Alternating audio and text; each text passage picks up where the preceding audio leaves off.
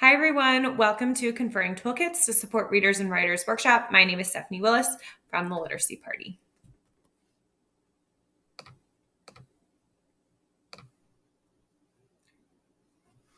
I'll start by sharing a little bit about myself. I received my bachelor's in elementary and kindergarten education from Penn State. I received my master's as a literacy specialist from the Teachers College at Columbia University. I spent 8 years in the classroom in grades 1 through 3. Most of my time, I was a first grade teacher. I have 5 years as a district literacy coach. I did that part-time also while teaching first grade. And currently, and in the last 2 years, I have been a literacy and media specialist where I teach library, but I also support the teachers in their classroom literacy practices. I also run an Instagram account at the Literacy Party where I review children's books and run book clubs. You can find me on Instagram at the Literacy Party, on Twitter at Literacy Party. Here, you're already with me on YouTube, or you can visit my website. I have reviews of children's literature on there as well, www.theliteracyparty.com. Okay, in today's course, we are going to go over conferring and the conferring basics. All right, so for today's course, we are going to review conferring and conferring basics. What is a conferring toolkit? What are tools and how can those tools and artifacts support reading and writing? I'm then going to do a deep dive in my writing toolkit and my reading toolkit and also help give you some ideas to support and bring your own toolkits to life. Okay, let's start with the conferring basics. Conferring happens during the independent time during your reading and writing block where your students are working on things that you may have taught in your mini lesson or work that they've been working on in previous days. And it's really a time where you can meet with them either individually in partnerships or small groups or in strategy groups to really see what it is that they're doing. So the goal of a conference for your students is it's an opportunity for them to show off their hard work during Readers and Writers Workshop and really, share the important work that they're doing. You can start a conference with, can you show me what you're working on or show me something you're really proud of? And the goal for you is, to really research your students. It's an opportunity to also model and scaffold reading skills or strategies for writing techniques in order to develop your students' craft. And it also serves as an opportunity to assess your students and give feedback. So as I mentioned, you can do this individually with a student during the independent time. You can work with a partnership or a small group or a strategy group.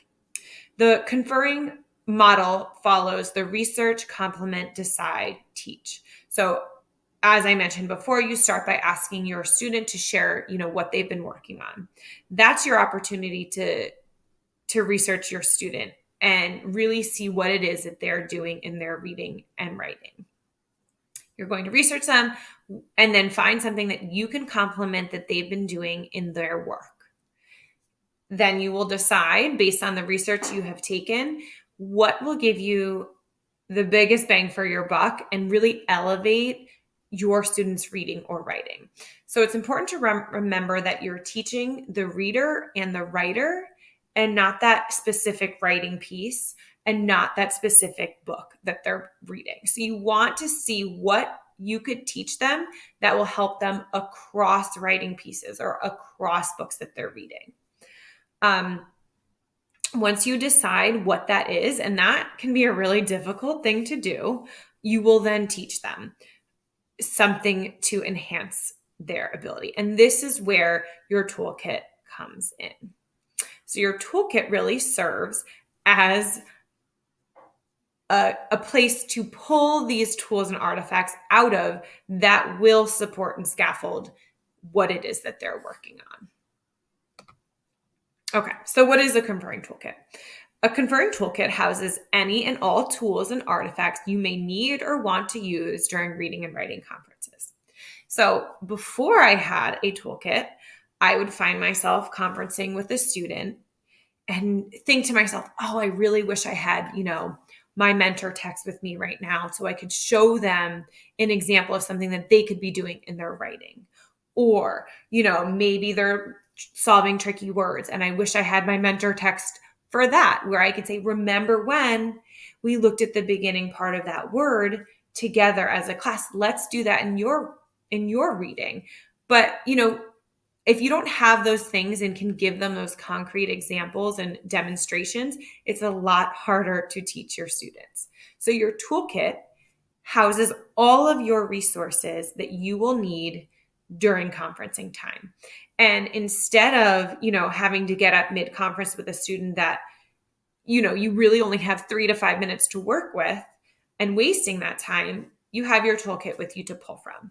So after a few years of not having a toolkit and running around my classroom during conferring time, I finally created a reading toolkit and a writing toolkit to support my readers and writers, because elementary teachers' time and our students' time is so precious that we really can't waste a minute.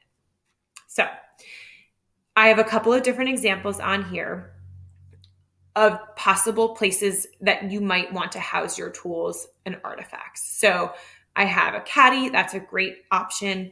A trapper keeper, throwback to my 90s teachers, or, a file folder or accordion folder.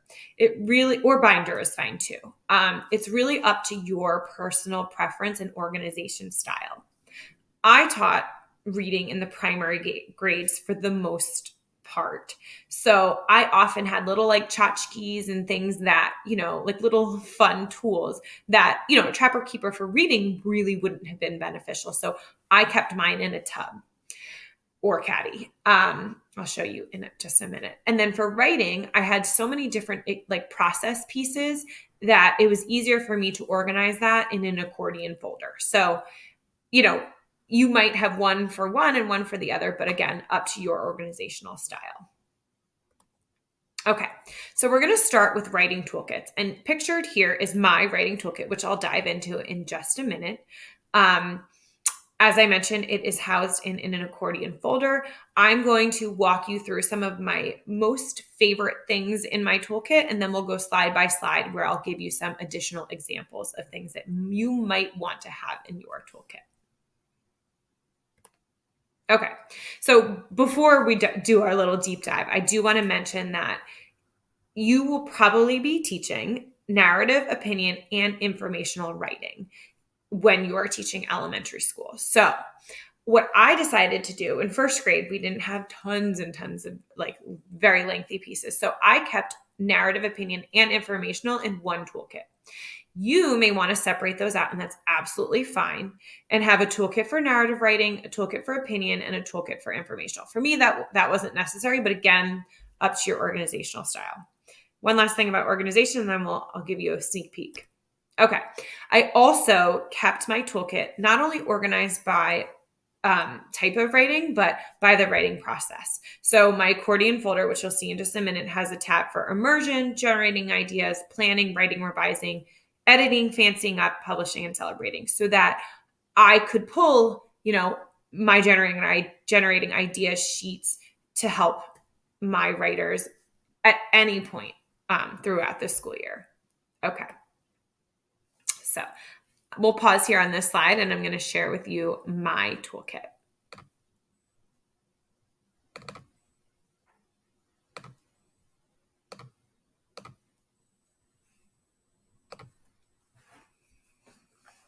Okay.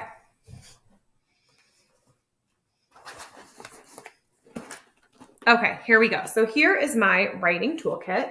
I have my writing process in the back that I would also have on a huge anchor chart in my classroom. But this was super helpful because I could refer back to this we're really thinking and planning at this point. But all right, here we go. So my front, I pulled some of my favorite things out that I'm really going to highlight. But my first accordion pocket, I have a bunch of random things. And then, as I mentioned, I have it broken up into the writing process, as well as different types of writing: narrative, informational, and opinion pieces. Okay. And then in the back, I have a bunch of my mentor texts that I use for each different type of writing. Okay. So the fun first pocket, I feel like all elementary school teachers love this part. And then I'll highlight some different things too. Okay, so my first pocket, basically I have, your Post-it notes in different shapes and sizes, some highlighting tabs, and yes, I have a Band-Aid because I can't tell you how many times I would have a first grader, need a Band-Aid or a tissue during conferences, and then I'm like sitting there tapping my pen waiting. I have tons of different stickers in all different shapes and sizes. Anything that can make writing a little bit more motivating. I have little alphabet sheets, stickers, sticker dots, and then these were really awesome. I found these at Target Dollar Spot years ago and loaded up on them, but they're basically speech bubble stickers. And, when you have a child who you're asking to add details or dialogue to their writing, and they're not really grasping it, throwing a sticker in there might be the thing that just gets them to add in dialogue into their writing. So fun things like that. I have my skinny markers, which were my go-to all the time. Regular Post-it notes, a couple different shape and colored markers, and of course, Spacer Man. For some of my kiddos who needed to work on that. Some alphabet stickers, which were really great too. Tons of things, again, just to really help motivate my students. Then I have, ideas for generating ideas. I have my own writing notebook too and writing pieces. Some of the things that I want to highlight, I have here. Let's see. And then we'll go, as I mentioned, go slide by slide. Okay, so some pieces for generating ideas. Maybe it's a map of my heart. You might have your teacher example too. I have another generating idea sheet filled out. Different types of graphic organizers that might help your students. I have, here's my teacher example of map of my heart. Super helpful. Let's see. First time and last time for generating ideas. Then I have a bunch of process pieces, and I have process pieces for each type of writing. So you'll see here, let me go. Maybe you have a student who right now is right here. They have nothing on their paper and they need to get started. So I have a type of, blank paper here and some teaching points written here, like touch and say each page, try on a topic, put yourself in the story, lots of things that I could teach because, this is when you're deciding what it is to teach and you're maybe not sure. This could also help you be like, oh, that's something that this child could need, looking back at a process piece. Then you have the next part in the story. I'm supposed to start covering it. But here in this process piece, they have their pictures and labels, but that's it. Here are some teaching points to support a writer in this part of the process. Then I have, a writer who has pictures, labels, and some words. And then I have a writer who has pictures, labels, and more words and has started to write across the pages of their booklet. So I can use these as if I'm a writer at the same point and kind of model and show things that they can do in their writing as well. Okay, so this is for narrative, but you'll want these for opinion and informational too, so that you can always have something to pull on when you're conferring with your writers. So, I have editing checklists and revising checklists in here. One of the things that my kiddos loved, I would cut apart our checklist and then they would either tape or paste in their copy evidence. So where is it that you have evidence of your labeling, your pictures, so on and so forth. Some little anchor chart type things that, I found throughout the years that were always really helpful I had as well. I might have a mini version of an anchor chart, ways to bring stories to life that, maybe it's on the wall, but also having it right there with you. Maybe it's the anchor chart you started working on today. Let me go through and see if there's anything else in here that might be really helpful to mention. Blank booklets, having blank booklets so your child doesn't have to get up and go to the writing center in the middle of your conference is really helpful. I have revision strips that I use with my students. Let's see what else. Anything else? And yes, and my mentor texts here too were always super beneficial. Okay, so I just wanted to highlight some of the things that I have. And now what we're going to do is we're going to go through slide by slide some of the things that maybe I would add or take, add by unit, or things that I have had in my toolkit in the past, or, other teachers may have recommended you add to your toolkits as well. So let's take a look.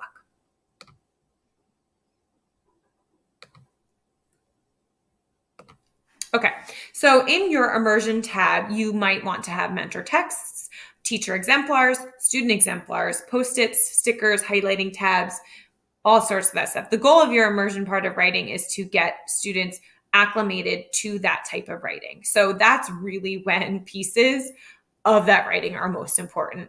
They might use stickers to show evidence of different types or different, parts of that writing, and highlighting tabs or Post-its to kind of mark through what they notice about that type of writing as opposed to another type that you've worked on before. Okay, so for generating ideas, you might want to have your example of a map of my heart, but also blanks. You might want examples of the first and last time generating idea strategy and blank pages of that as well. Ways to change the world, important people and places, things you remember when, strong emotions. So any of those generating idea organizers that you use, have them filled out in your writing toolkit, but also have an example or a blank ones for them to fill out as well. Maybe you use seed notebooks in your classroom, have your seed notebook. Maybe you have idea webs or pictures and photographs that your kids use. Maybe you have them create a collage in the beginning of the year, have an example of yours as well. And so then you can pull it and show them how you generate an idea from looking at a picture.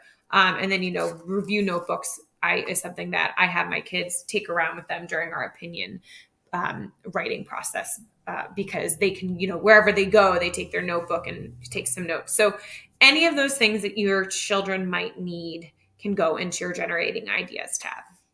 Planning. So boxes and bullet organizers, booklets for planning across pages. So those blank booklets are going to be really important.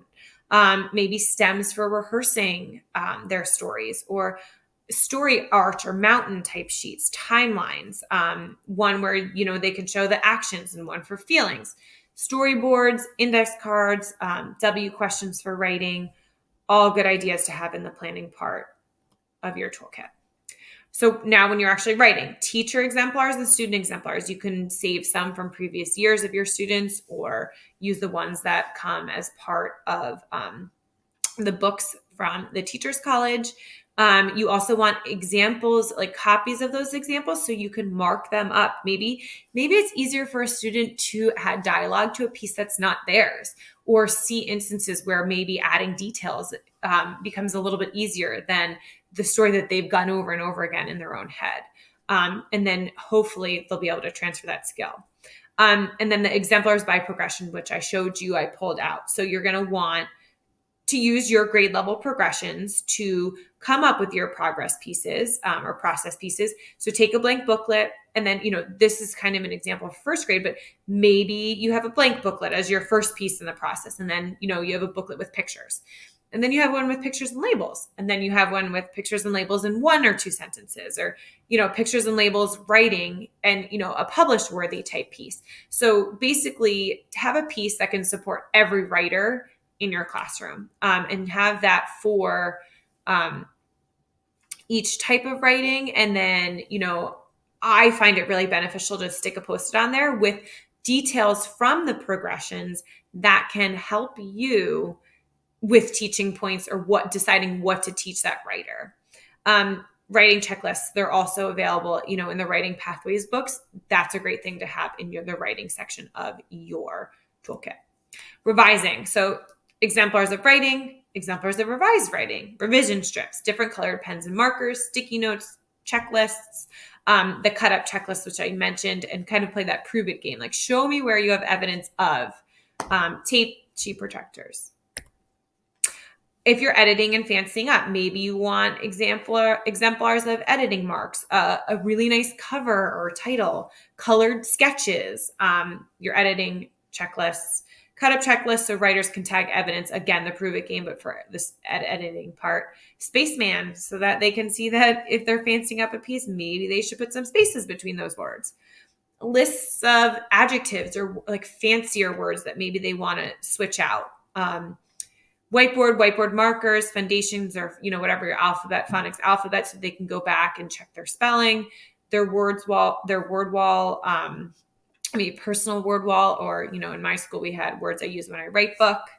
And here's a list of just some other things you might want. So stickers, post-it notes, markers, highlighting tabs, band-aids, tissues, mini pencil sharpener so that your writers aren't getting up in the middle of writer's workshop to sharpen their pencil. Extra pencils would also just be beneficial. Anchor charts, mini stapler, a list of teaching points for your unit, pencils and erasers, alphabet guides, mentor text, paper choices, highlighters, coded student writing tape, and maybe the if-then curriculum as well. Okay, so that pretty much covers the writing toolkits. If you have any questions, feel free to comment below or reach out to me through social media. With any ideas, I would love to hear what it is that you've added to your toolkits that may be different from something that I have here. And I hope that's really helpful in getting your toolkits off the ground for writing. All right, we're going to move on to reading toolkits.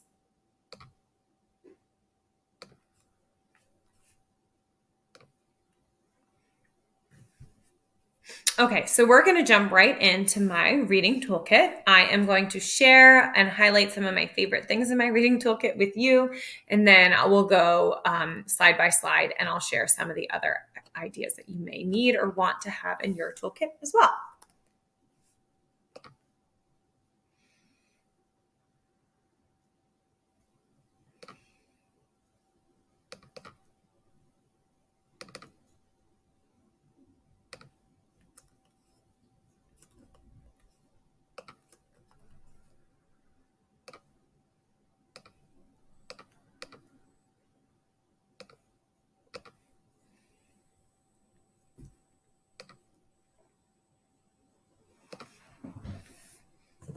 Okay, I'm so excited to share my reading toolkit with you. I'm going to highlight some of the things that I have in my toolkit, and then we will get started. Okay, so remember, I taught in the primary grades, so a lot of these tools are geared towards primary grade students, but you can always...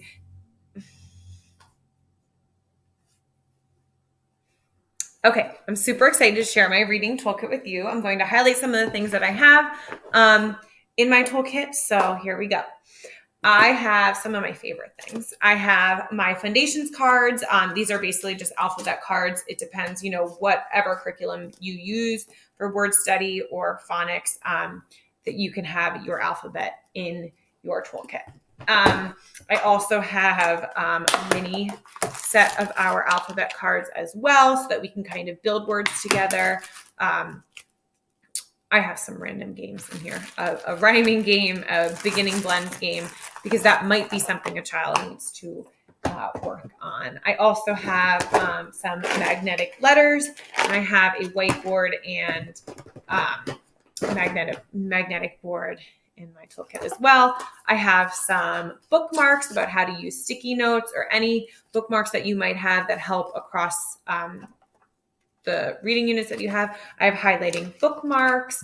I have pens and markers of different kinds, some chart markers, some sketch markers, Sharpies, pens, highlighters.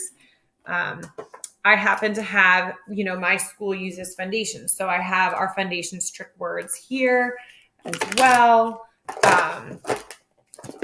Post-it notes, you can never have enough of these. Post-it notes I have in here. I have some tools. In the first grade reading curriculum, you talk about taking a sneak peek of your writing. So these are just little tools that I leave with my readers. If, I notice them jumping into a book without really taking a look at it, I'll be like, did you take a sneak peek? Let's remember to take a sneak peek every single time.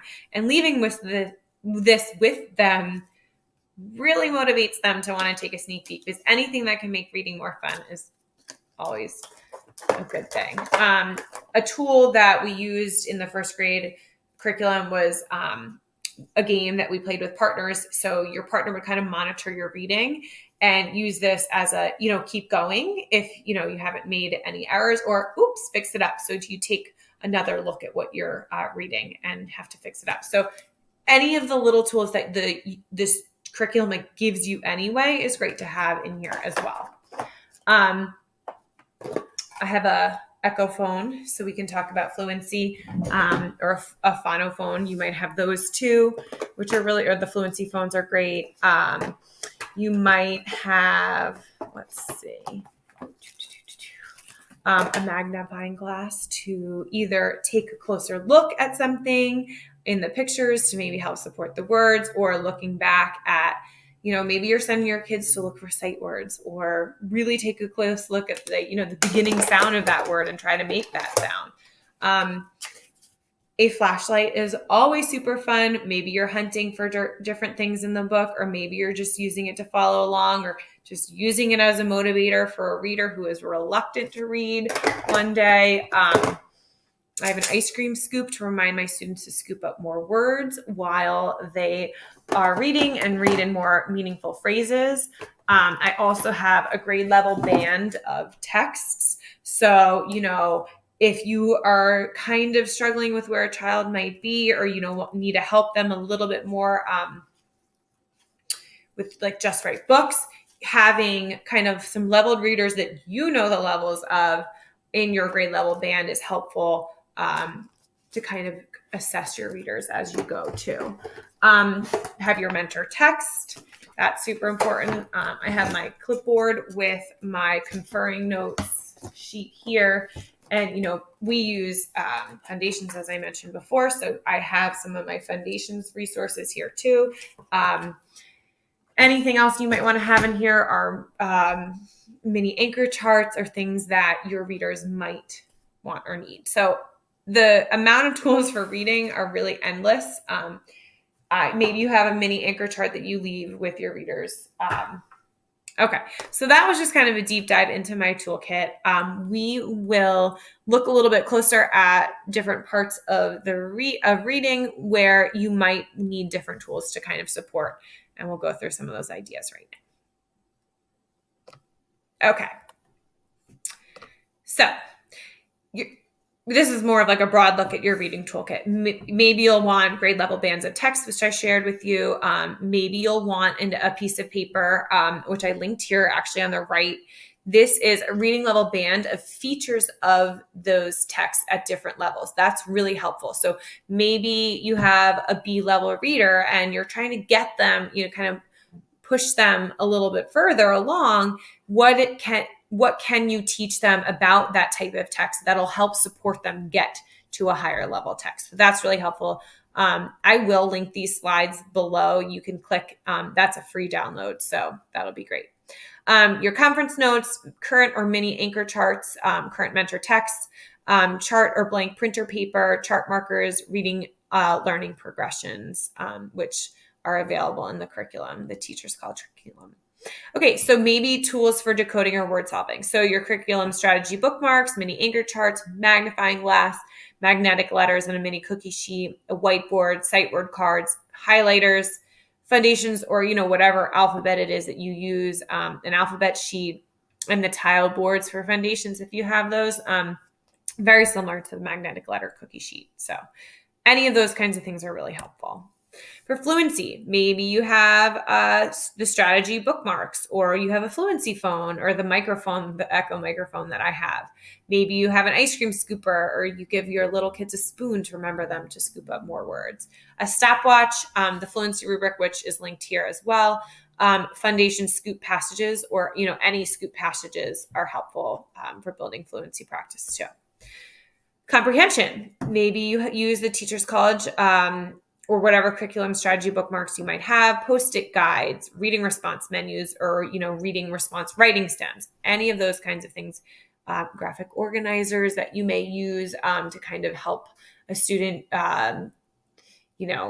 write write facts that they've been reading about. Any of those kinds of things are really great to have in your toolkit too, things that you can pull. And here are some other ideas too. So stickers, Post-it notes, markers, highlighting tabs, again, Band-Aids and tissues, a mini pencil sharpener, your foundations, letter guides, anchor charts, mini stapler, list of your teaching points, alphabet guides, mentor text. Let's see, anything else you might need, a whiteboard and marker, any reading passages, tape, and your if-then curriculum as well. Okay, so I hope this has been helpful for you in creating a toolkit for reading and writing. I hope these ideas sparked, not only just these ideas were helpful, but it helped spark some ideas that might be beneficial to your toolkit with your students. Again,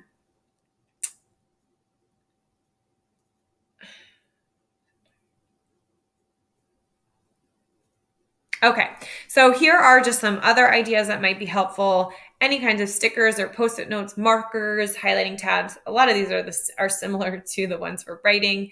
Your phonics or foundations letter guides, anchor charts, teaching points, if-then curriculum. All of these things are super helpful to have on hand. And I'm sure you have tons of ideas too. If you want to comment below any of the things that you came up with, that would be awesome. I'd love to hear some of your ideas that you guys have. Thank you so much for watching. I hope this was beneficial. If you want a deeper dive into the writing toolkits, you can watch that PD. Maybe one day I'll do a deeper dive into the reading. I also have a PD on interactive read alouds. That might be something that's helpful to you. I hope you have an awesome school year and that your conferences are awesome. Thanks.